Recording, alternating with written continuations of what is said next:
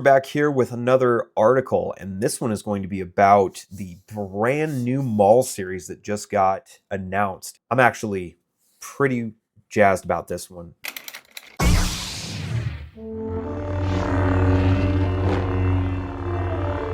The Wicked Witch of the West has finally moved on to darken the doorstep of some other poor franchise. However, this was already in the hopper, and it looks like it's actually going to come out, despite, the fact that everything under Lucasfilm seems to be under a black cloud of doom.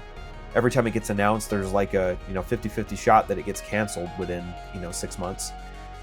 Anyway, so let's go over it. So this particular article is going to be talking about actually an incredibly cool concept. If you guys are in any way familiar with kind of the waning years of the expanded universe, we got into the Cade Skywalker arc, and this was the legacy of the Force, and this was well after Luke Skywalker. He's actually passed away at this point.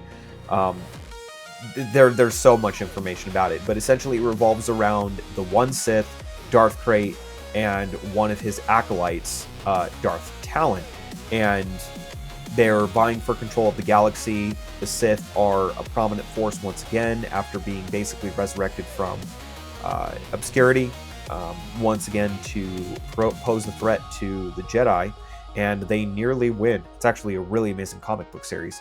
But it looks like Disney may be, can it be, once again strip mining the expanded universe for a concept. This one actually is more fair to say that George took a concept from the expanded universe, as he often did, and said, that's really cool, I'm going to run with it.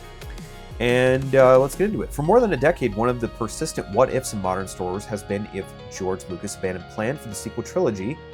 When Lucas sold Lucasfilm to Disney in 2012, he already had concepts for 7, 8, and 9.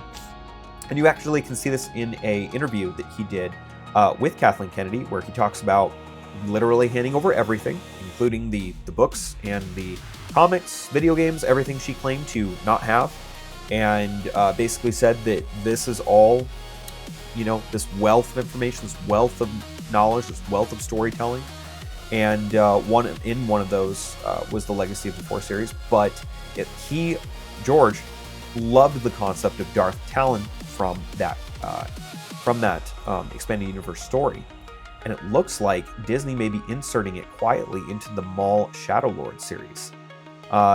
Set to release, Lucasfilm appears to be revisiting that discarded roadmap in a meaningful way. Please excuse my voice, I'm still recovering from being sick. Series quietly resurrects one of the central pillars of Lucas sequel era mythology by extending the story of Darth Maul. And again, Sam Witwer. Man, they need to give that man his own series. Finally, they just need to let him have a live-action role. For the love of God, please make The Force Unleashed a reality. Please, somebody hear me. Suggesting that the franchise may be finally circling back to the idea it once cast aside. I wonder who made that decision. Lucas always intended Darth Maul to be the sequel trilogy's true power. Well, a power, or a power player, I guess you could say. At the center of Lucas's sequel trilogy plans was Darth Maul, a character Lucas never viewed as expendable. While Maul was cut down in The Phantom Menace, Lucas later reconceived him as a long-term protagonist whose true power came from influence rather than Sith hierarchy. In Lucas' outline, Maul survived, rebuilt himself, and emerged as the criminal kingpin of the galaxy. So it looks like they're really going to just pull this idea from both Lucas's unfulfilled vision for his television show, Underworld, that he just will never, ever see that. It's protected by, a moat of crocodiles, black holes, and lightsabers that won't kill you, they'll just maim you severely. But don't worry, it's barely an inconvenience. He was not meant to be the front-facing villain of the sequel trilogy, but its architect, occupying a role similar to Emperor Palpatine. This looks like really it's going to pull off of that Underworld television show, but also it's going to be pulling from Shadows of the Empire, which, if you guys don't know about that, it's the unofficial sequel to Empire Strikes Back, and fills in some of the gaps there, and was considered to be a unfinished script, and would have been a film, except it just never came to fruition. But in that, you really see the most powerful criminal organization in the galaxy at the time, Black Sun, under Prince Shizor of Faline. Absolutely amazing character, super good storyline, great book, great video game too for the Nintendo 64. A lot of good memories playing that game. Okay, let's carry on with the article. The figure meant to carry out Maul's will was a character pulled from Star Wars Legends material. Here we go. So this is where Darth Talon comes in. Originally introduced in the Legacy comics, set more than a century after the original trilogy, Talon became a fixation for Lucas. He likes the babes, who was reportedly drawn to both her visual design and narrative function.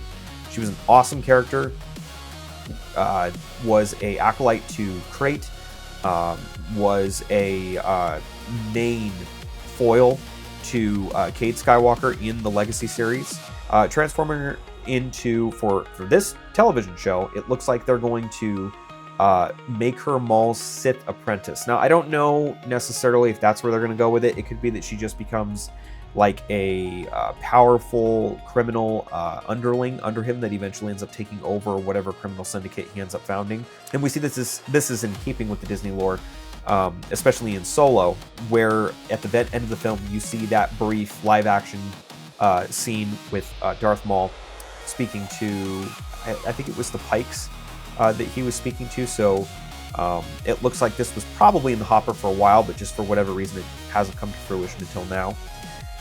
And where Maul manipulated events from the shadows, Talon would confront the new generation of heroes directly.